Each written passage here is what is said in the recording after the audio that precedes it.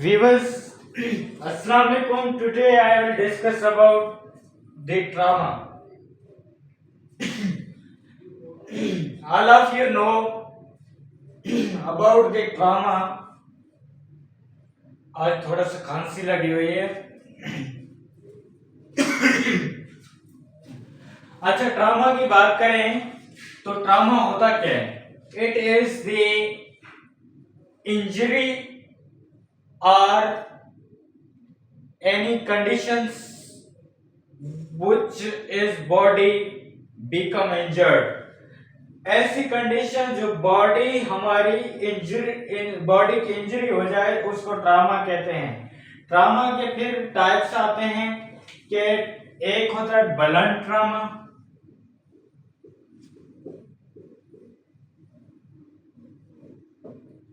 एक होता है पेनिट्रेटिंग ट्रामा,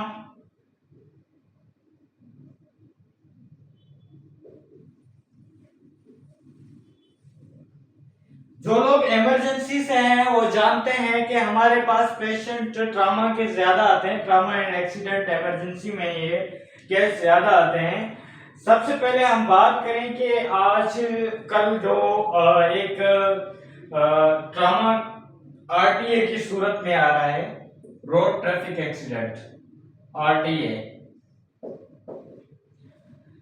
अब देखेंगे आरटीए केसेस भी आल्सो मल्टीपल इंजरी होगी तो ट्रामा कहलाएंगे, और उसमें वो भी एक ट्रामा का टाइप्स होगा. RTA means the type of trauma. तो ब्लंट ट्रामा वो होता है जो मीन के एक बॉडी के अंदर, जैसे मीन के हम गाड़ी पे आ रहे हैं, गाड़ी आपस में हिट हो गई तो वहां से लोग जो है ना, गाड़ी से टक्कर लग गया तो गाड़ी के अंदर जो भी लोग इंजर्ड हुए तो वो ब्लंट ट्रामा है. पेनिट्रेटिंग ट्रामा क्या होता है? पेनिट्रेटिंग ट्रामा की बात करें तो एक चीज कोई जिस्म में पेनिट्रेट करे. जैसे एग्जांपल, इससे बड़ा एग्जांपल है कि gun shot, bullet, penetrating trauma में आती है.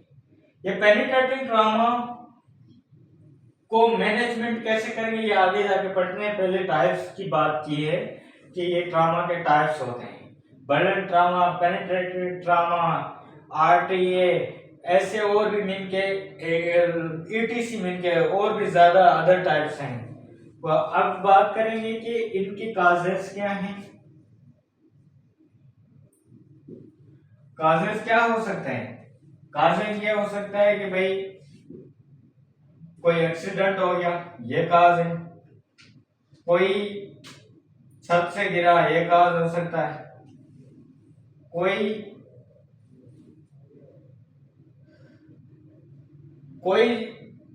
एक ऐसे भी इंजरी होती है जो पेशेंट्स को मार्बिड्स की वजह से वो उनकी इलेक्ट्रोलाइट्स इम्बैलेंस हो गए, वो गिर गया, सीवीए हो गया, स्ट्रोक हो गया, वो गिर होके इंजर्ड हो गया है. ऐसे भी हो सकता है. लेकिन सबसे ज्यादा केसेस ये होता है कि भाई कोई आरटीए केस हो गया, कहीं बम ब्लास्ट हुआ, कहीं कोई आपस में लड़ाई हो गई, झगड़ा हो गया, डंडे मारे, वो ट्रामा केस कहलाएंगे. अब बात करेंगे कि हमारे पास पेशेंट आया ट्रामा का, वो अनकॉन्शियस है. पेशेंट अनकॉन्शियस है, सबसे पहले हम लोग एग्जांपल ही दे देते हैं आरटीए का. आरटीए का केस आया, वो अनकॉन्शियस है, हम सबसे पहले रिसीव किया तो क्या करेंगे? हम लोग एम्बुलेंस से जब रिसीव करेंगे सबसे पहले नेक सिक्योर करेंगे. Why neck secure? Because we are unknown about the neck fracture. Mean के सर्वाइकल फ्रैक्चर से हम नोन नहीं है.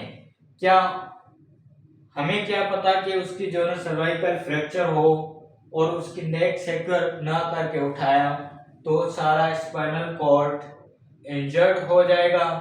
फिर उसकी जो स्पाइनल कॉर्ड की वजह से उसकी सारे जिस्म की जो कम्युनिकेशन है वो एक मुनक़ता हो जाएगी.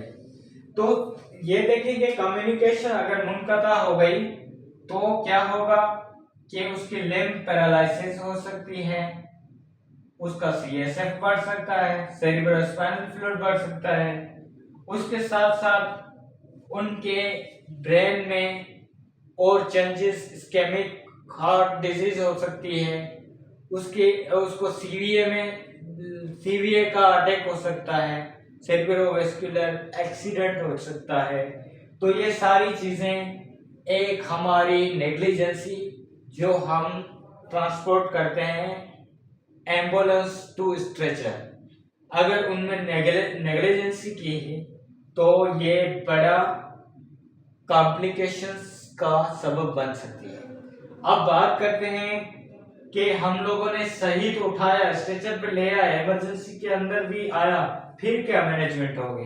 फिर सबसे पहले उस पेशेंट को, ट्रामा वाले पेशेंट को जो स्टाफ होगा, मेडिकल स्टाफ होगा, वो सबसे पहले उसकी जो ना वाइटल्स और लार्ज आईवी लाइन लार्ज लगाएगा 18 या 16 gauge, because we can judge about the hypotension, mean hypovolemic shock में पेशेंट ज्यादातर जो ट्रामा वाले हैं उनमें खतरा ही ये होता है कि वो पेशेंट हाइपोवोलेमिक शॉक में जाते हैं। तो सबसे पहले हम लोग मैनेजमेंट में वाइटल्स में क्या चीजें, वाइटल्स में TPR, BP, temperature, pulse, respiration, blood pressure, ये सारी चीजें हो गई। उसके बाद अगर सिचुएशन ठीक है नहीं है तो ऑक्सीजन फौरन अटैच लार्ज पर आईवी लगा दी, और फौरन से फिर assessment the head to toe assessment क्यों करेंगे? क्योंकि हम मालूम करेंगे कि कौन कौन सी जगह से उसकी इंजरी हुई है, उसको ट्रॉमा हुआ है, तो हम असेस करेंगे। अगर हमें लगेगा कि ये ब्लंट ट्रॉमा है तो इमरजेंसी जो मेडिकल ऑफिसर होगा वो इमरजेंसी में फौरन अल्ट्रासाउंड करेंगे, उनके ऑर्गन देखेंगे, such as the major organ, liver, spleen, pancreas. ये सारी चीजें क्यों देखेंगे? क्योंकि ब्लंट ट्रॉमा में अगर एब्डोमेन में ब्लंट ट्रॉमा हो गया तो ऑर्गन भी डैमेज हो सकता है। नंबर टू ये है कि ये चीजें सारी हो गई तो हमें ECG, lab report, CBC, chem 7 में केमिस्ट्री आती है, जैसे हमें सोडियम, पोटासियम, ये सारी चीजें, इलेक्ट्रोलाइट्स, कैल्शियम वगैरह का पता चलना चाहिए। हमें ये सारे इलेक्ट्रोलाइट्स के बारे में इसलिए पता लाजमी है क्योंकि इंजरी के बाद सारे इलेक्ट्रोलाइट्स इम्बैलेंस हो सकते हैं। अच्छा, उसके बाद सबसे बड़ी चीज कि उनके मेडिकल मैनेजमेंट में उसको एटीएस का, एंटी टेटनस सीरम का इंजेक्शन लगाएंगे, उसको पेन किलर देंगे, उसको अदर कॉम्प्लिकेशंस है जैसे डिजीनेस हुई है, डिजीनेस को ट्रीट करेंगे। अगर पेशेंट अनकॉन्शियस है तो अनकॉन्शियस के लिए, पेशेंट अनकॉन्शियस के लिए क्या क्या चीजें जरूरी हैं, सच एज अनकॉन्शियस पेशेंट के लिए एयरवे चेक करेंगे, अगर वो ठीक है नहीं है। ऑक्सीजन की नीड तो पहले भी देख ली हम लोगों ने, वाइटल्स लिए, अगर उसको नीड है तो ऑक्सीजन अटैच हो गई। तो फिर जब लैब रिपोर्ट्स आ जाएगी अकॉर्डिंग टू द स्ट्रीट, अगर फ्रैक्चर है तो हम लोग अगर कोई बोन फ्रैक्चर है तो हम कंसल्ट करवा देंगे ऑर्थोपेडिक से। अगर कोई ऑर्गन का मसला हो गया है सच एज द लिवर तो हम हेपाटो बिलरी या हम लोग गैस्ट्रोलों को बुला लेंगे। या तो अगर कोई आइज का मसला हो गया, ईयर का मसला हो गया, तो वो जज करके, डायग्नोज करके फॉरवर्ड टू स्पेशलिटी की तरफ फॉरवर्ड करेंगे। सबसे पहले ट्रॉमा केस को इमरजेंसी में डील करने का बेहतरीन तरीका यह है कि जो अर्जेंट मेडिकल मैनेजमेंट है उनमें से हम फौरन से फौरन हाइपोवोलेमिक से बचाएं पेशेंट को, ऑक्सीजन फौरन दी जाए, ईसीजी की जाए और नेक सिक्योर की जाए, तो ये ट्रॉमा केस अच्छा सा मैनेज हो सकता है। So viewers, it is the short lecture about the trauma. Inshallah, we will discuss in detail in the chapter of trauma and emergency accident. So ये आगे जाके डिटेल में पढ़ेंगे, ये सिर्फ आज ब्रीफ करने का टाइम था, ओनली ब्रीफ किया।